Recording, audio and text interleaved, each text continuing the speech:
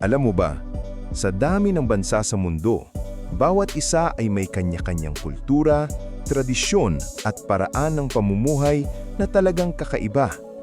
Minsan, iniisip natin na normal lang ang mga ginagawa natin araw-araw, mga simpleng bagay na nakasanayan na natin mula pagkabata. Pero paano kung sabihin kong ang ilan sa mga bagay na ginagawa ng mga Pilipino ay sobrang kakaiba para sa ibang bansa? Mga simpleng mano o pagmamano sa nakakatanda, paggamit ng po at opo, o kahit ang pagiging sobrang hospitable. Para sa atin, normal lang ang mga ito. Pero para sa iba, nakakagulat, nakakabilib, at minsan nakakalito. Sa video na ito, aalamin natin ang top 14 bagay na dapat mong malaman tungkol sa kulturang Pilipino. Mga facts na siguradong magpapaisip, magpapangiti, at magpapaproud sa iyo bilang Pinoy. Pero bago yan, huwag kalimutang mag-like, mag-comment at mag-subscribe para sa mas marami pang exciting at mind-blowing content na katulad nito. Handa ka na ba? Simulan na natin! Top 14. Mahilig ang mga Pilipino sa sining at arkitektura. Ang mga Pilipino ay mahilig sa sining at arkitektura. Ito ay makikita sa mga makukulay na gusali, street art at kakaibang disenyo sa iba't ibang lugar sa Pilipinas. Mahilig ang mga Pinoy sa pagiging creative at expressive, lalo na sa visual arts. Mula sa tradisyonal hanggang modernong disenyo, talagang may sariling identity ang bawat likha.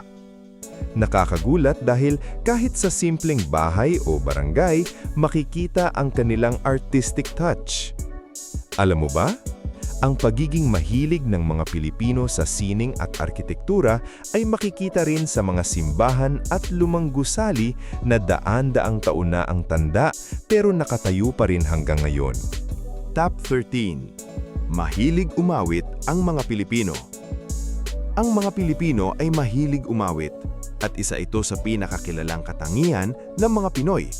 Kahit saan, bahay, kanto o handaan, laging may karaoke o videoke. Kahit pa nga sa patay.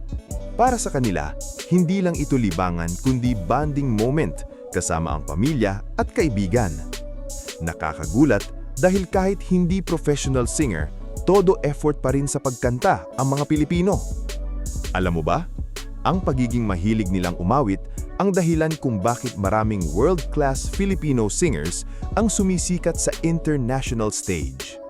Top 12. Mahilig kumain ang mga Pilipino. Mahilig kumain ang mga Pilipino at hindi yan maikakaila. Hindi lang tungkol sa gutom, kundi sa enjoyment ng pagkain. May almusal, tanghalian, hapunan at may merienda pa sa pagitan. Mahilig din ng mga Pinoy sa buffets at street food. Nakakagulat dahil halos kahit anong okasyon, laging may handaan. Alam mo ba, sa sobrang hilig kumain ng mga Pilipino, uso ang "kain tayo" na phrase kahit kakakain mo lang. Top 11. Pinakamahabang pagdiriwang ng Pasko sa buong mundo. Ang Pilipinas ay may pinakamahabang pagdiriwang ng Pasko sa buong mundo at ito ay isa sa pinaka-unique na kultura ng mga Pilipino. Nagsisimula pa lang ang Bear Month, September, ramdam na agad ang Christmas vibes. Umaabot ito hanggang Enero. Nakakagulat dahil halos kalahati ng taon ay may diwa ng Pasko. Alam mo ba? Ang Pilipinas na may pinakamahabang pagdiriwang ng Pasko sa buong mundo ay may kasamang simbang gabi, caroling at napakaraming handaan. Top 10. Mahilig magdiwang at magfiesta ang mga Pilipino. Ang mga Pilipino ay mahilig magdiwang at magfiesta at makikita ito sa halos bawat probinsya sa bansa. Kahit maliit na barangay, may sariling fiesta na talagang pinaghahandaan. Ito ay puno ng pagkain, sayawan at kasiyahan. Nakakagulat dahil kahit simpleng pamumuhay, nagagawa pa rin nilang magdiwang ng bongga. Alam mo ba? Ang mga Pilipino ay mahilig magdiwang at magfiesta at kadalasang inaalay ito sa patron saint ng isang lugar bilang pasasalamat at panalangin. Top 9. Pinapahalagahan ang mga tradisyon at kaugalian. Ang kulturang Pilipino na pinapahalagahan ang mga tradisyon at kaugalian ay isa sa pinakapundasyon ng Pilipinas. Mula sa simpleng salo-salo hanggang sa malalaking family gatherings, mahalaga ang pagpapanatili ng nakasanayan.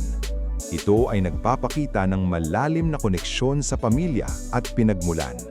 Nakakagulat dahil kahit moderno na ang panahon, buhay pa rin ang mga tradisyong ito. Alam mo ba? Ang kulturang Pilipino na pinapahalagahan ang mga tradisyon at kaugalian ay dahilan kung bakit uso pa rin ang reunions, handaan at pagdiriwang ng iba't ibang okasyon sa Pilipinas. Top 8. Sobrang respetado ang mga nakakatanda. Ang pagiging sobrang respetado sa mga nakakatanda ay isa sa pinakakilalang kaugalian ng mga Pilipino. Bata pa lang, tinuturuan na silang gumamit ng po at opo bilang paggalang.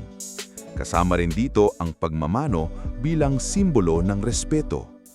Nakakagulat dahil hindi ito karaniwan sa maraming bansa. Alam mo ba, ang pagiging sobrang respetado sa mga nakakatanda ay isa sa dahilan kung bakit kilala ang mga Pilipino bilang magagalang at mababait na tao. Top 7. Malalim na pananampalataya ng mga Pilipino. Ang malalim na pananampalataya ng mga Pilipino ay makikita sa kanilang araw-araw na pamumuhay. Maraming Pilipino ang regular na nagsisimba at may religious item sa kanilang bahay. Ang pananampalataya ay nagbibigay ng lakas at pag-asa sa gitna ng mga pagsubok. Nakakagulat dahil sobrang sentral nito sa buhay ng karamihan. Alam mo ba, ang malalim na pananampalataya ng mga Pilipino ay dahilan kung bakit puno ang mga simbahan tuwing linggo at lalo na sa mga religious events. Top 6.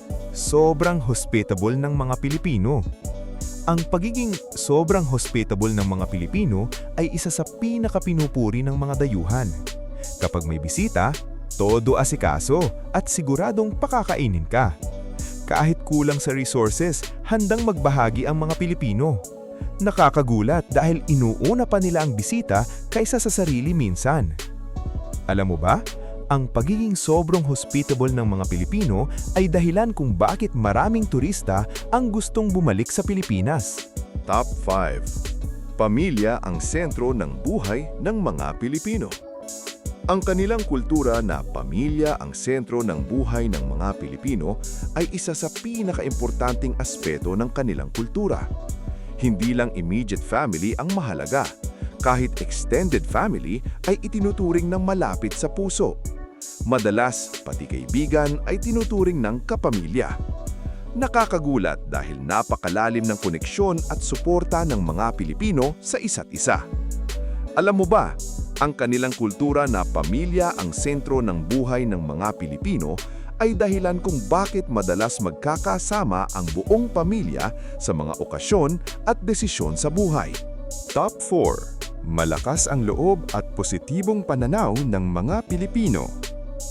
Ang pagkakaroon ng malakas na loob at positibong pananaw ng mga Pilipino ay makikita kahit sa gitna ng mga pagsubok. Kahit may problema, nagagawa pa rin nilang ngumiti at magpatuloy. Kilala ang mga Pilipino sa pagiging resilient at optimistic sa buhay. Nakakagulat dahil kahit sa pinakamahirap na sitwasyon, nakakahanap pa rin sila ng dahilan para maging masaya. Alam mo ba?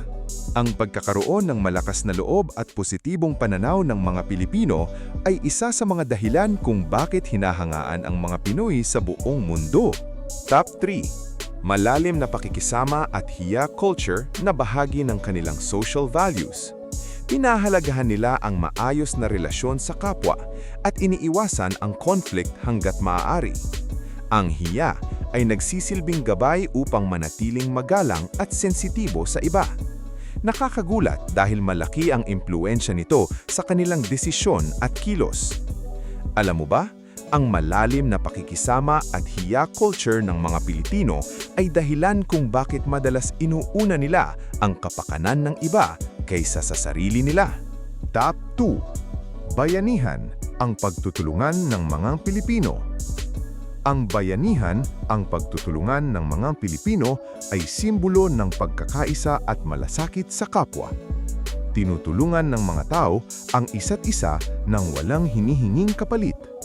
Mula sa pagbubuhat ng bahay noon hanggang sa simpleng pagtulong ngayon, buhay pa rin ang diwa nito. Nakakagulat dahil bihira na itong makita sa ibang bansa. Alam mo ba, ang bayanihan, ang pagtutulungan ng mga Pilipino ay nagmula sa tradisyon kung saan sama-samang inililipat ang buong bahay kubo. Top 1. Mapagmahal at pagiging cheerful ng mga Pilipino. Ang pagiging mapagmahal at cheerful ng mga Pilipino ang tunay na nagpapakilala sa kanila.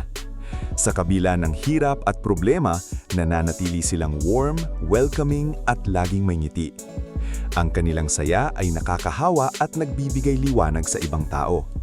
Nakakagulat dahil kahit simpleng bagay, nagagawa nilang gawing espesyal.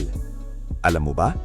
Ang pagiging mapagmahal at cheerful ng mga Pilipino ay isa sa mga dahilan kung bakit maraming dayuhan ang nahuhulog ang loob sa Pilipinas. At ayan na nga, ang top 14 pinakamahalagang kulturang Pilipino na dapat mong malaman. Mula sa pamilya, pananampalataya, bayanihan, hanggang sa pagiging cheerful at caring ng mga Pinoy, lahat ng ito ay patunay na ang kulturang Pilipino ay hindi lang basta tradisyon, kundi isang pamumuhay na puno ng puso at pagkakaisa.